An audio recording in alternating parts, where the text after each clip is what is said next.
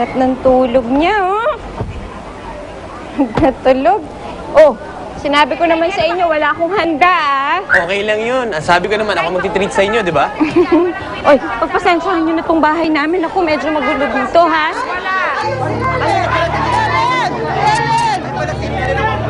Helen! Helen!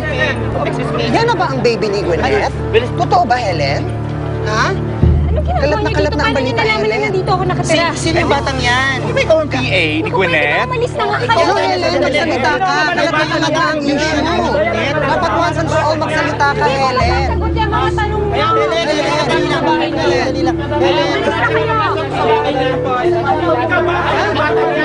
Sino ba ang batang yan? Ba't ba ang daming tanong? Bakit tayo magpa-interview? Siguro may tinatago kayo.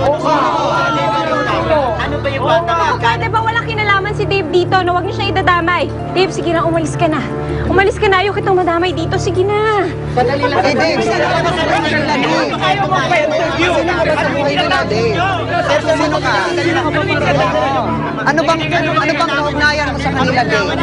Ano bang kaugnayan mo sa kanila? Wala akong tinatago. Pero hindi na ako dapat sumagot, hindi naman ang taga-showbiz eh. Pero Dave, at least may alam ka kahit paano, Dave, sa istorya. Kung ano nangyari. Ano yung bata? Hinatid ko lang siya dahil kaibigan ko siya. Kaibigan lang, Dave. Pwede ba yun? Okay lang ba, huwag na ako sumagot, hindi naman ako taga-industriya.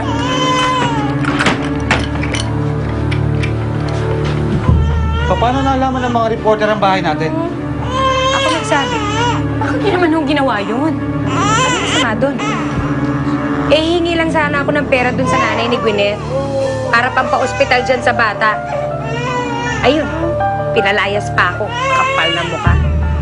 Ruby, hindi mo na dapat ginawa yun. At bakit naman hindi? Mabuti nga yun eh, para malaos yung anak niya. Tignan ko lang, baka sa takot nun, sila pa tumawag sa atin para magbigay ng pera.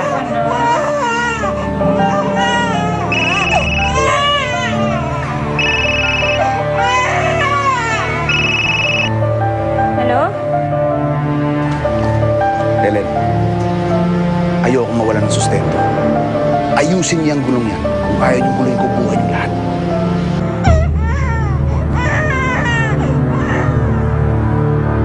Ay, naku, nakakaloka. Dapat talaga makakuha tayo ng balita dito.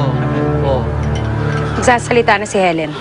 Oh! Ay! Mga kapatid! Magsasalita na raw! Ay, Magpapa-interview na magsasalita raw na. si Helen. Halika. Dali! Halika na!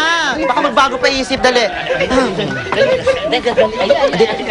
Bigyan natin ng space si Helen. Bigyan natin. Sasalita na ako. Ano ba talaga ang totoo, Ano Helen? talaga totoo? Pero gusto ko sanang makiusap sa inyo na sana tigilan niyo ng panggulo sa aming dalawa ni Gwyneth.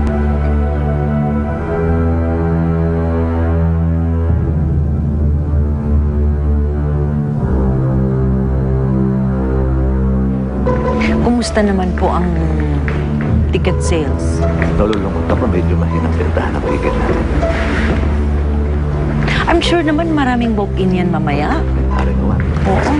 I'm sure they will come for her.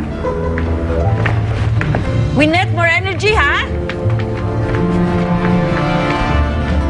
Ay, ma'am, naku po. Yung dati niyo daw pong PA, magpapa-interview daw po ngayon sa TV. Ha? Saan? Halika po. Sama po tayo. Dito po tayo.